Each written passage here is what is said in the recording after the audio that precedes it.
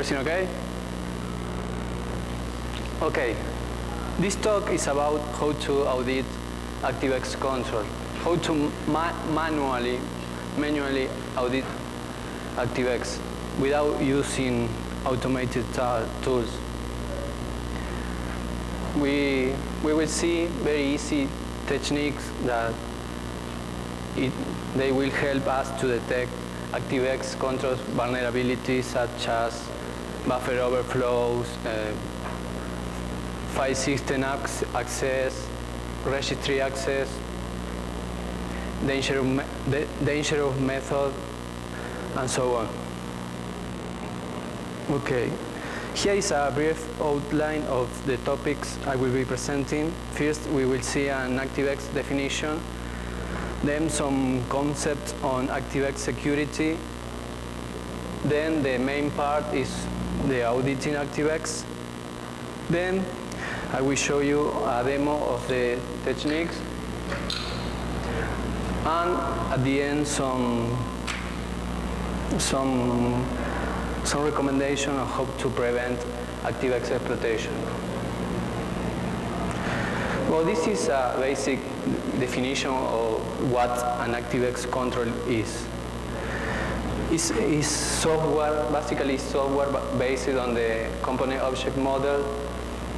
Activex control are portable and are reusable and can be used in any programming language and scripting language. They are most used by web-based applications to extend their functionality, like, for example, on Windows Update site, an Activex control is used to update the system and to detect the fixes that are already applied, etc. Okay, what about Activex security? Well, Activex security is most based on trust, because if the user just decides to trust the Activex, then the Activex can do anything on the system. So there is no sandbox like with Java Activex. So after an Activex runs, then it can perform any action on the system. It can format your hard drive, it can delete files, etc.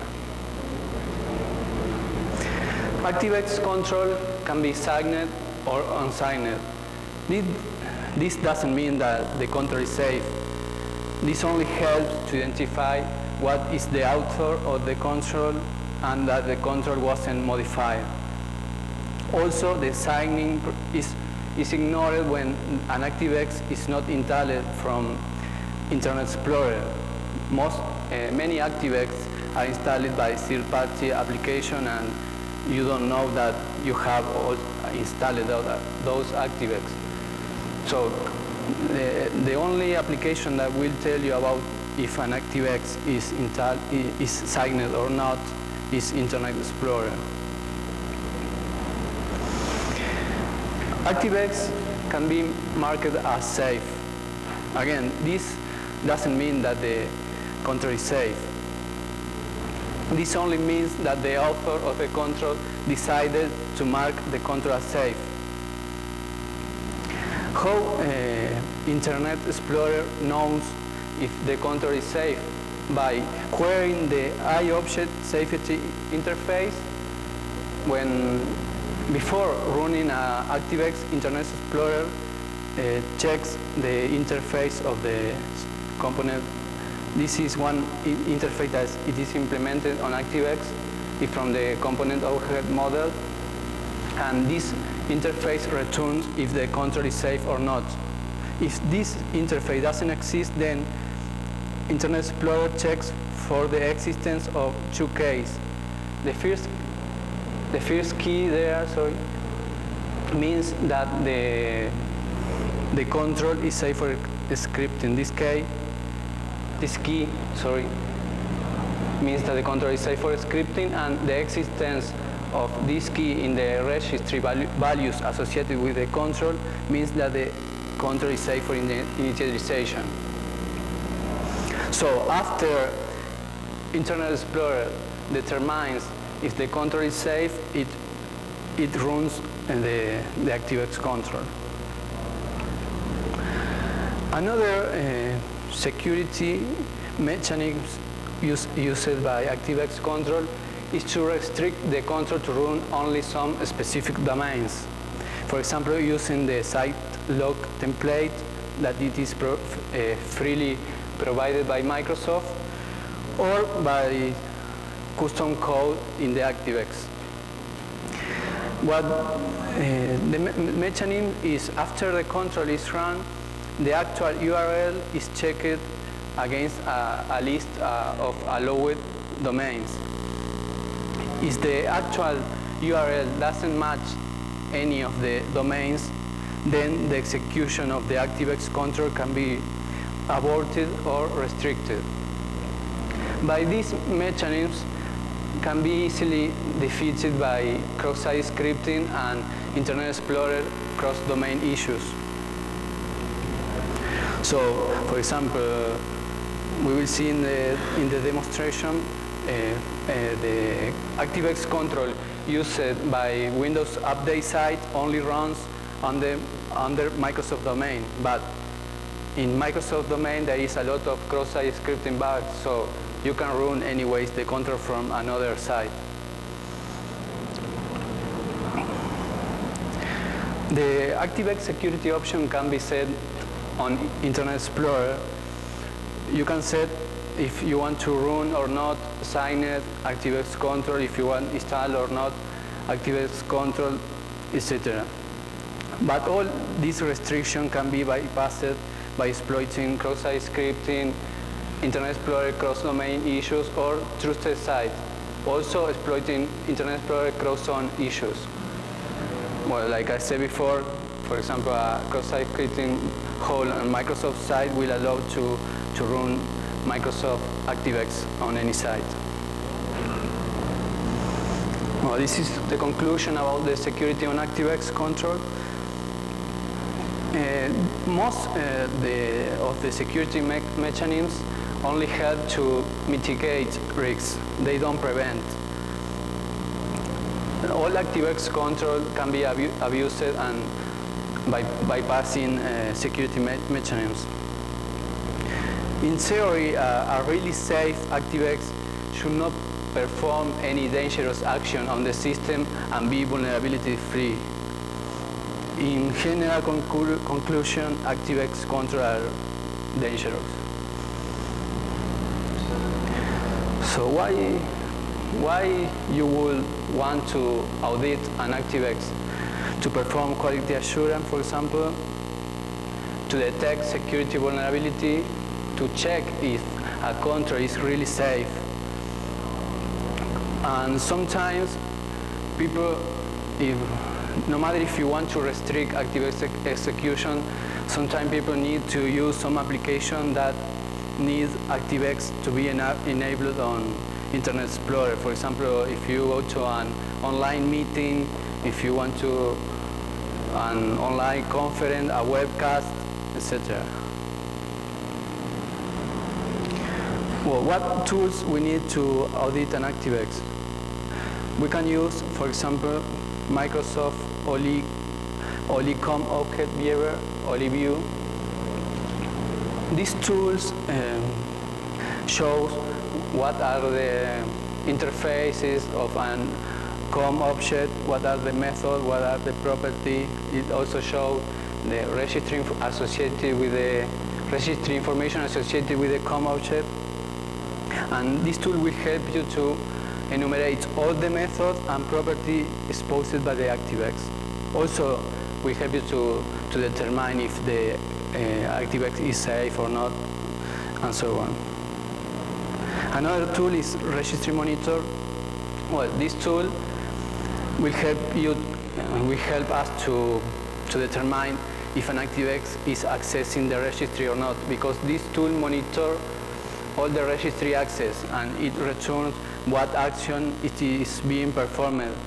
For example, if you are reading the registry, if you are writing the registry, and in this way we can detect when an Activex is reading or writing or deleting the registry. Another tool similar to the previous one, but this monitor for file system access. So this tool helps to determine if an Activex is accessing the file system and what action is performing on the file system. Then we also can use TCP view. This tool shows all ports opened, all TCP connections that are made by processes. This will help us to determine when an Activex is opening an additional port or it is making outbound connections. And lastly, Microsoft Windows Debugger is a Windows-based debugging tool and will help us to determine Activex buffer overflow. So basically we attach Internet Explorer to WinDebug and we can see if the debugger halts on an exception. Then we can use also any protocol analyzer or sniffer to see if the control is making outbound connection. We can see what data is being sent and received. And lastly,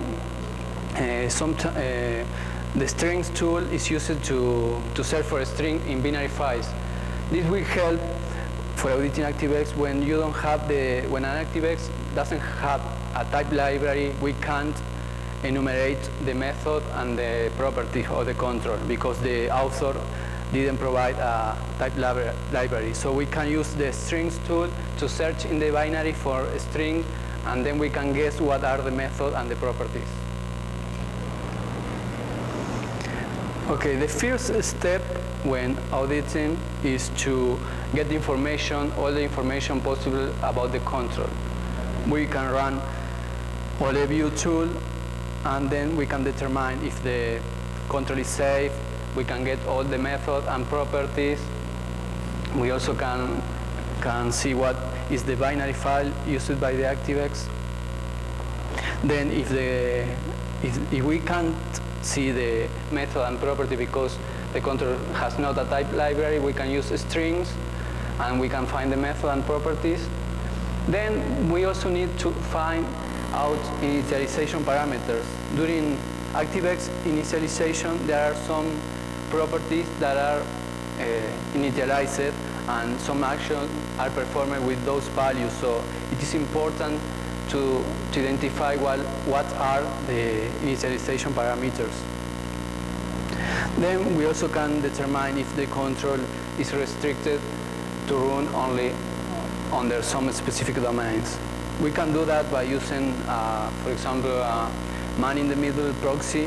We set up a man-in-the-middle proxy. We make a request to any site.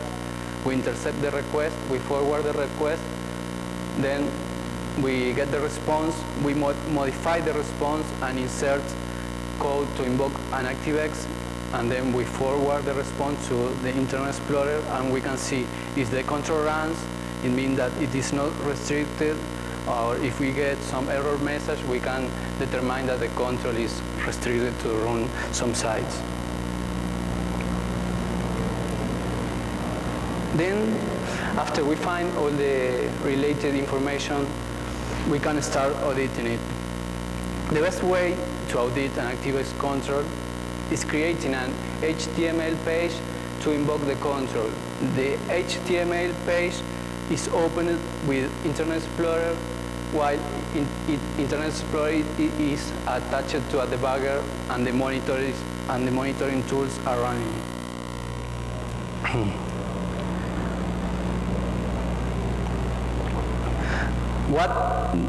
What do you need to look for when you are auditing? Well, you can look for registry and file system access. You can search also for buffer overflows, for information leakage, for danger method, for opened port, for outbound connection, etc.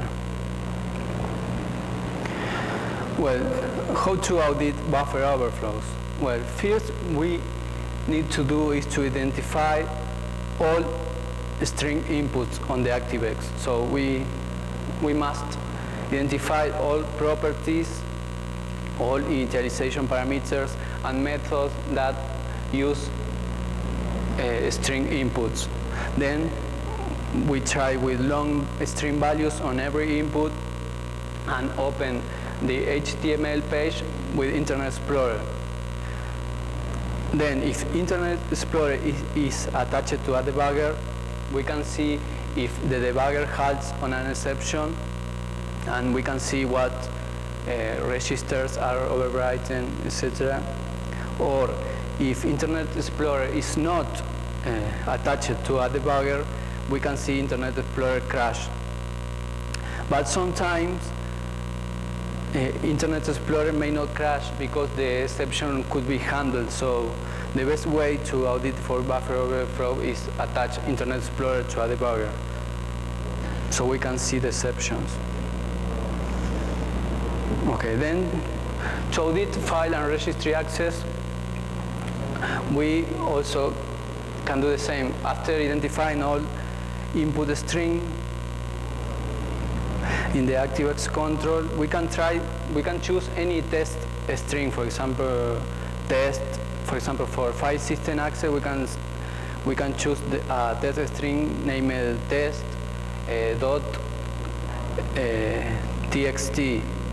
Then we run the monitoring tool. In this case, for example, for file system access, we run file monitor, and we set a filter to look for the string test.txt, and then we start to use that test string on all the method and properties, and we can see if some of the method and property are accessing the file system. With the monitoring tool, with file monitor, we can see what kind of access is occurring, because it will show us if the file system is being read, written, or deleting. The same can be done with registry access. Okay, continue with auditing. Finally, we also can use TCP view to identify if Internet Explorer is opening additional ports and making a port connection. We can also run a protocol analyzer sniffer to see the data transmitted and received. We can test Activex properties and method to determine if the sensitive information is exposed. Sometimes Activex will reveal sensitive information like Windows version, like the software that you have installed, etc. Then we also have to test the Activex for dangerous methods. We will see in the demonstration that some control can even run any command on the operating system. So we have to go through all the method and determine what actions the method does and if it's dangerous or not. This is some basic guide for auditing.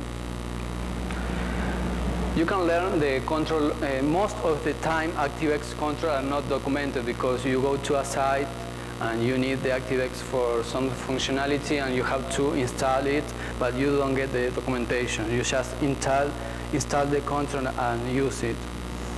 So to learn the control logic and functionality is useful to try by trial and error, by the error message returned, etc. So you can get an idea of what the control does and for what a property or method is intended for. Then sometimes some property and or method must be set and or executed before doing another action.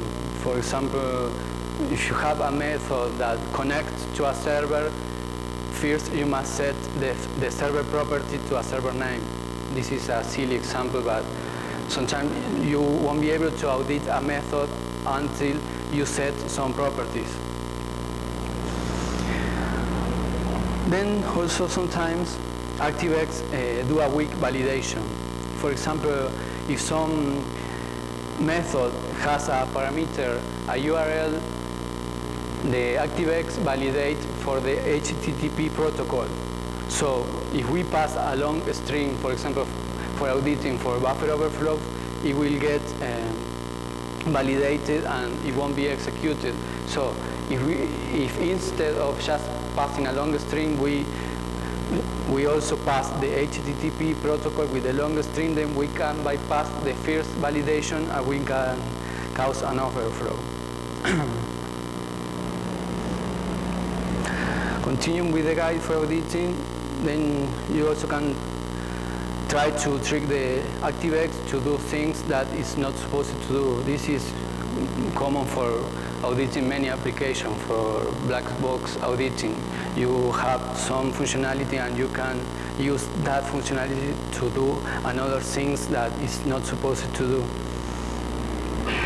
If you don't find, sometimes when you are auditing, you don't have to frustrate. You have to stop, rest some time, think, and continue auditing. And finally, when you think sometimes that there are no more holes in an application, you have to relax and continue, and sure you will find another flaw. This is some kind of my law, because every time that I think that some application is vulnerability free, and in the next minute I found a hole. Okay, let's start with the demonstration. First, we need to get information about the control. So we will use OLEView tool to get information. I will run the tool, OLEView. Here in this branch, all Activex Control are enumerated. I will use this Adobe Acrobat control. This control, it is used for reading PDF files. Here we can see information taken from the registry about the Activex. Here we can see the existence of these values, mean that the control is safe for scripting, and also the control is safe for initialization. Here we can see what the binary file of the Activex is. Then here, if we expand this item, we can see all the interfaces exposed by the Activex. And by querying the iDispatch interface, we can get all the information about the properties and method. Here we can see it has a property named SRC, and we can see this data type means that it's a string value. It accepts a string value. Here we can enumerate all the methods exposed by the Activex. Here we have a load file method. Sometimes here you can have a short string a short string that describes what the method does, but in this case it is not present. So with all this information, we can start auditing. We need to identify what are, for example, for auditing for buffer overflows, we go to every method and we identify the string. For example, this method set named dest has an input string. So we go through every method and property and identify all we want to audit. Then to audit, what we have to do is to create a test HTML page, and for that reason we can right-click on the name of the Activex and choose Copy HTML Object Tag to Clipboard. This will copy the declaration of the object to the clipboard. Then we can create a test HTML page. Here I already copied the declaration. This is the object declaration of the Activex Control, sorry. Then we only have to add an ID, so we can script the control. I will call the control test, then we can add the script tags.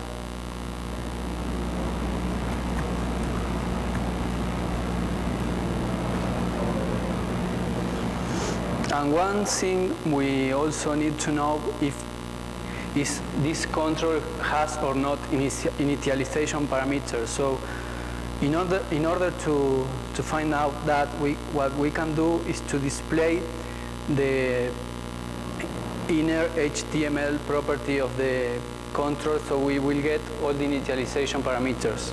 So we can do this.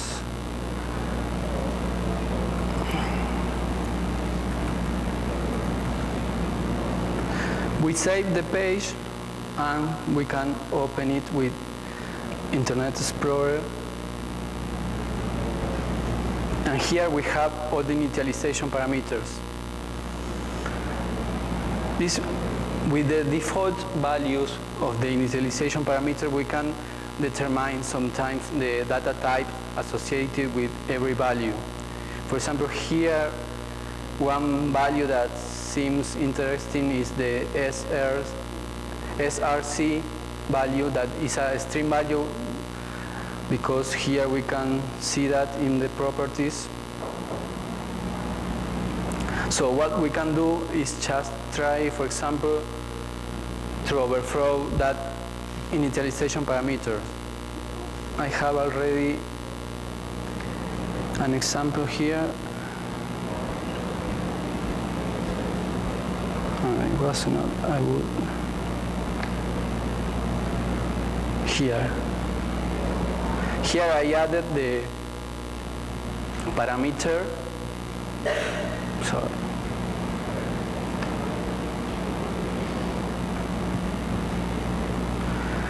Here is the parameter SRC, and we set a very long value. Then if we open the test file, then we can see how it crashes. This is very common on most Activex. When you set an initialization parameter of some parameter of a method or some property value, that you will get an unhandled exception. Here you can see the exception. This must happen when you set a very long value, like, let me see, for example, more than 800 kilobytes. Okay. Another thing, this is, if we use some logic, this property can be to assign the PDF file to be written. So we can also try, for example, there is a very common Windows bug when you set a file name, when you set as a file name a device name like AUX, for example. Sorry, this computer is very slow.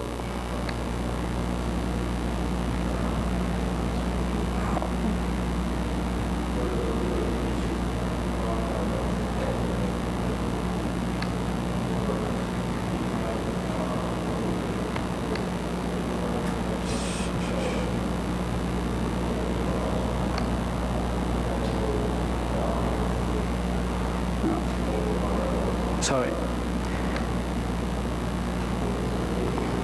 Here we set, for example, the AUX value as a file name. If we try to open the file, we will get a denial of service because Internet Explorer won't respond anymore.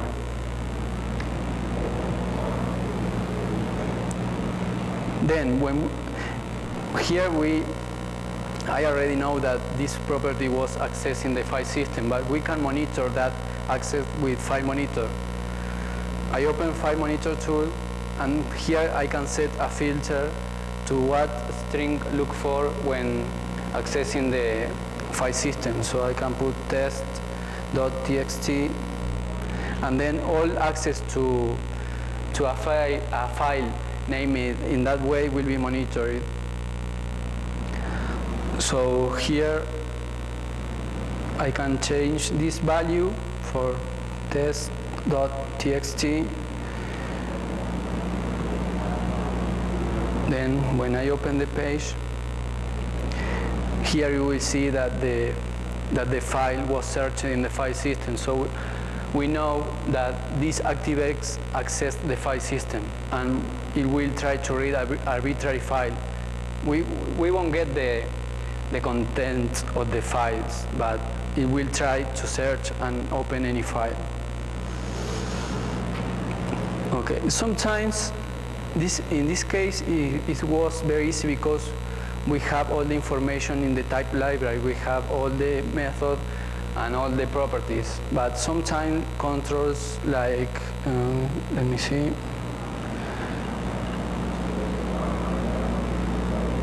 Microsoft Windows Report Control.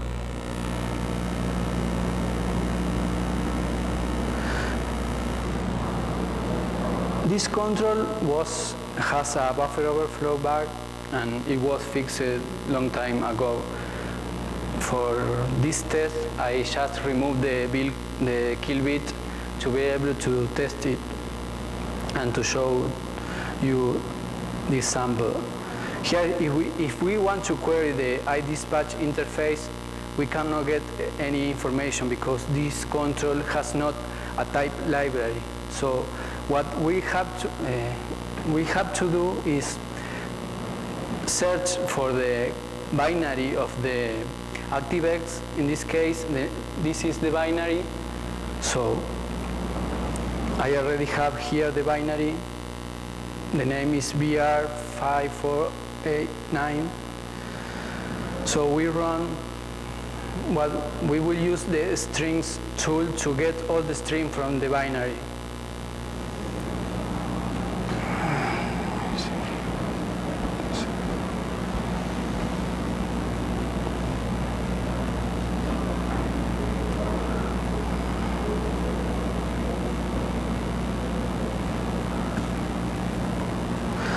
I will redirect the output to a file.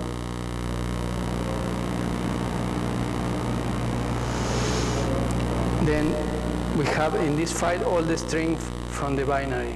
Sorry, I mistyped the DLL name. Here for, sorry.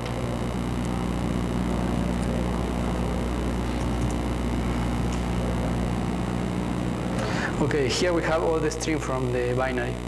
We don't know what are the method and property, but we can take a guess and start by trial and error to enumerate what are the property and method. For example, here we have some names that are not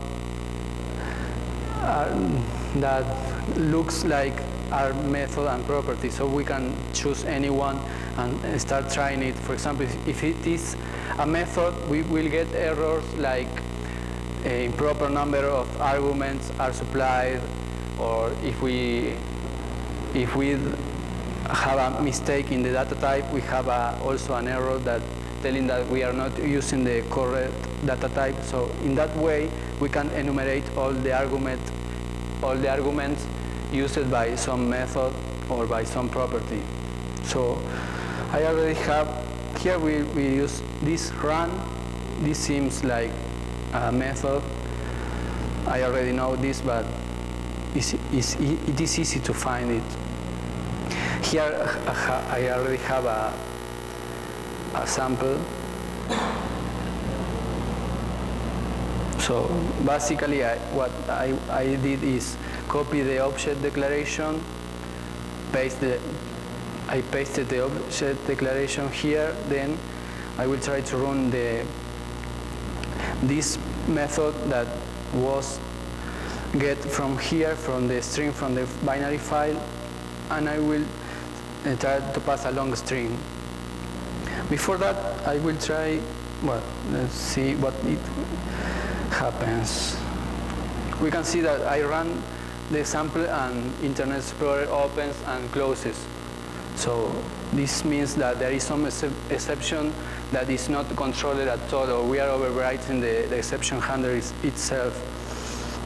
So what we can do is run a debugger, like WinDebug. Then we attach Internet Explorer to the debugger.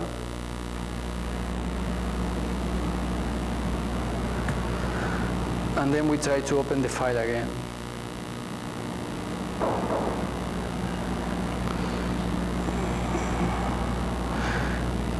Here we will see that the debugger halts on an exception. Here this exception doesn't seem, sorry, here we have an exception, we have ABP taken, we have AEP taken, sorry, AEIP and EBP. This is like a Stack Overflow with a Unicode string, so we can exploit this overflow and run any code we want. As you see, if you run Internet Explorer without being attached to a debugger, you cannot see what is happening. And if the exception is handled, you won't see anything. Internet Explorer will continue running without problem, but maybe you are overwriting some registers. Okay, we have seen file system access, buffer overflows. Now we can try, for example, this. There is on Symatec side, there is an Activex that it scans for security vulnerability. It reads the registry of the user computer. It also accesses the file system. And this control is restricted to Symatec, only to run on the Symatec side. This control, what it does is to root any registry value.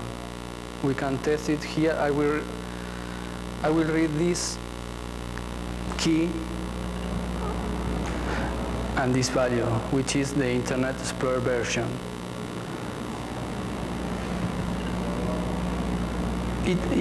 It runs because I am in the local zone, so it is allowed to run on local zone. But if I want to use this Activex on any other site, it won't work. But because Symatec has some cross-site scripting bugs, so any other site can build a specific URL scripting that Activex and install information from registry from user visiting that page or following that link.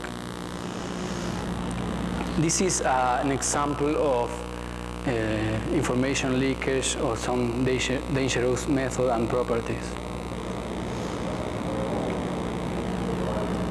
We also can monitor what if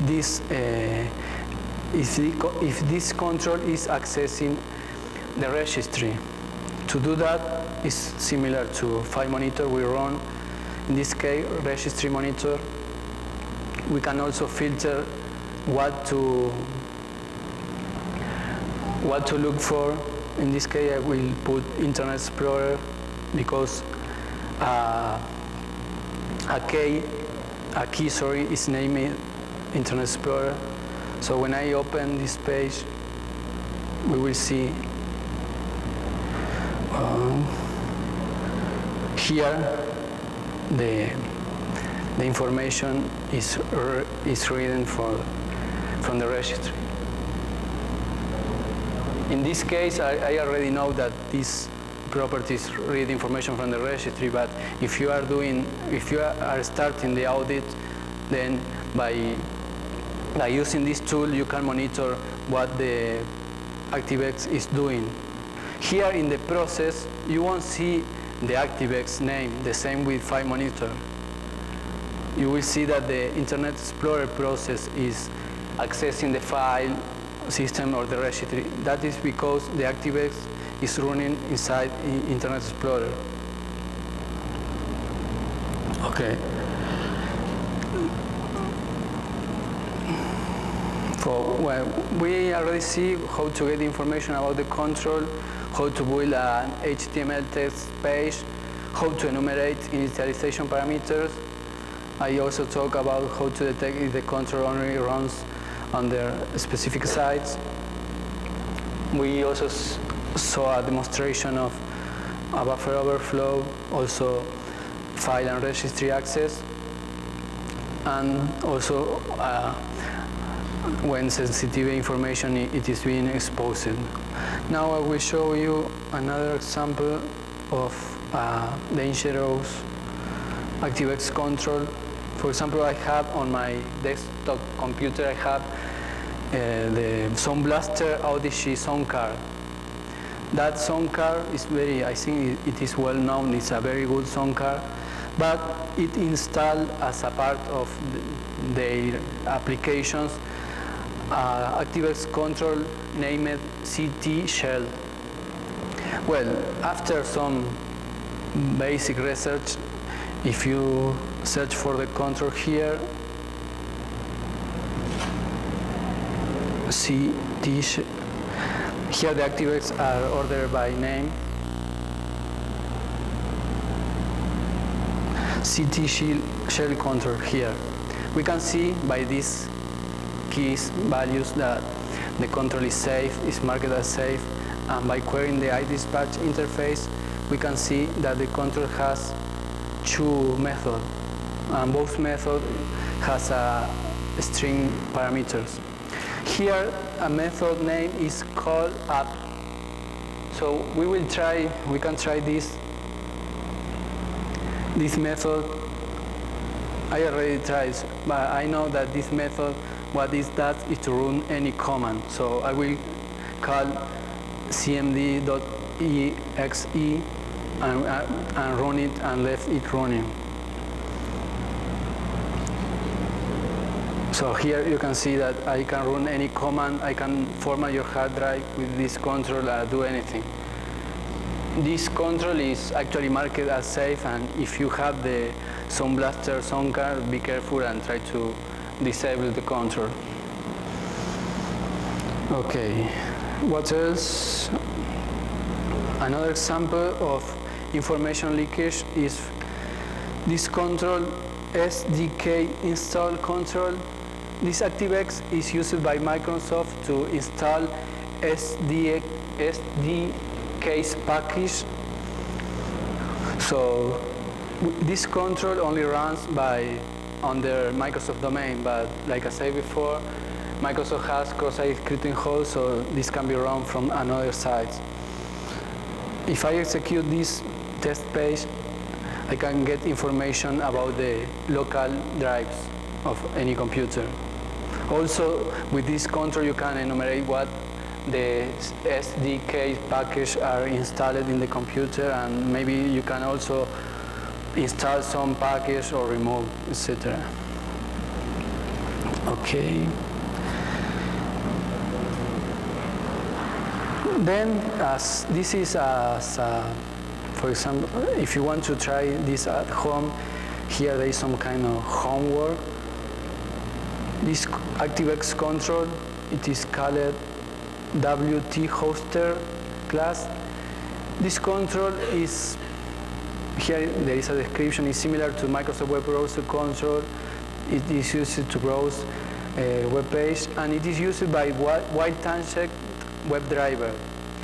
This driver is used by online games. It's wide used because in the site it says that 50 million of users has the control installed.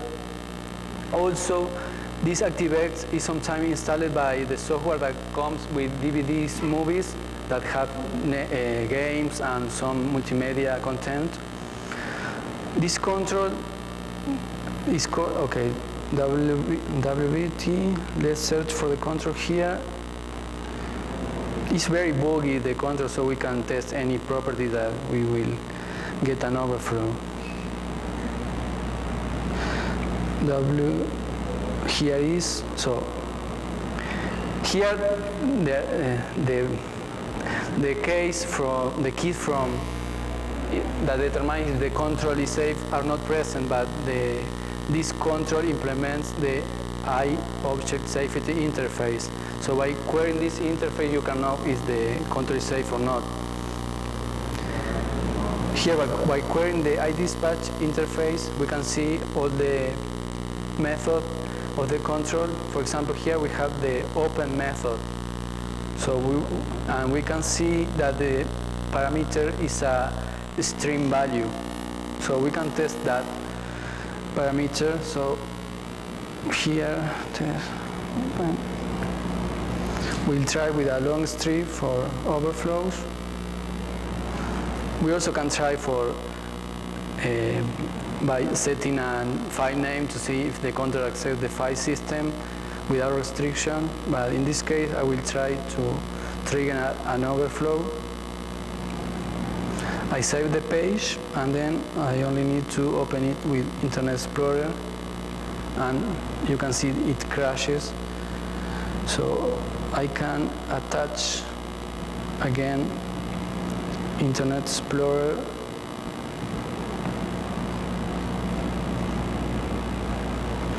and we will be able to see that an exception is occurring.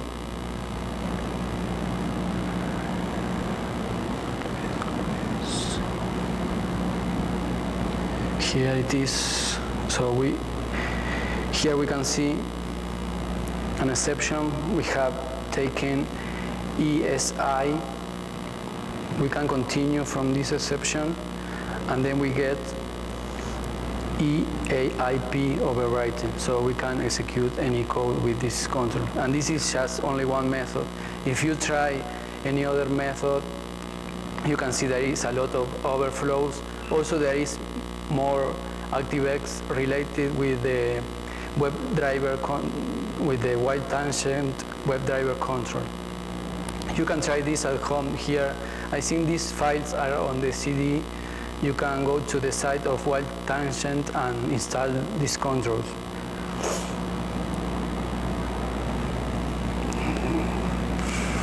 Okay. Well, this is the end of the demonstration, and these are some how you can prevent Activex exploitation. Sorry. One way is to set the kill bit. To set the kill bit, you have to go to this key and search for the CLS ID of the control, and then set this value. Sorry, this dword value to this, and this will prevent to run the control from Internet Explorer. The control still will be used by any other program. It only won't be run by Internet Explorer. Another way is just to remove Activex Control, searching the binary file and remove it, and remove the registry entries. Well, here are the reference of some materials. And this is the end, so any question you have?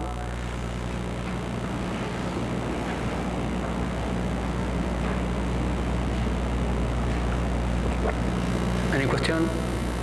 Okay, that's all. Thanks for coming.